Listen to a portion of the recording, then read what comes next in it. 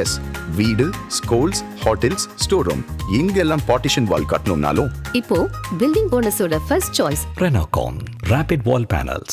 மேற்கு வங்கத்தில் இந்துக்களின் வாக்குகளை பாஜக பெருமளவு பெற்றது வெற்றிக்கான காரணங்களில் ஒன்று என ஜம்மு காஷ்மீர் முதல்வர் உமர் அப்துல்யா தெரிவித்துள்ளார்.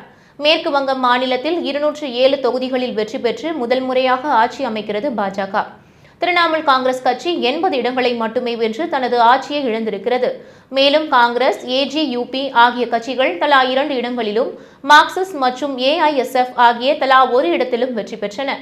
இந்நிலையில் ஜம்மு காஷ்மீர் முதல்வர் உமர் அப்துல்யா மேற்கு வங்கத்தில் பாஜக வெற்றி பெற்றது குறித்து தனது கருத்தை தெரிவித்துள்ளார். மேற்கு வங்க மாநிலத்தில் வாக்காளர் பட்டியலில் சிறப்பு தீவிர திருத்தம் மூலம் தேர்தல் ஆணையம் அதன் நடுநிலை தன்மையை இழந்துள்ளதாக அவர் குற்றம் சாட்டியுள்ளார். மேலும் பாஜகவிற்கு ஆதாயம் அளிக்கும் வகையில் தகுதி வாய்ந்த வாக்காளர்களை தேர்தல் ஆணையம் நீக்கியுள்ளதாக அவர் புகார் தெரிவித்துள்ளார்.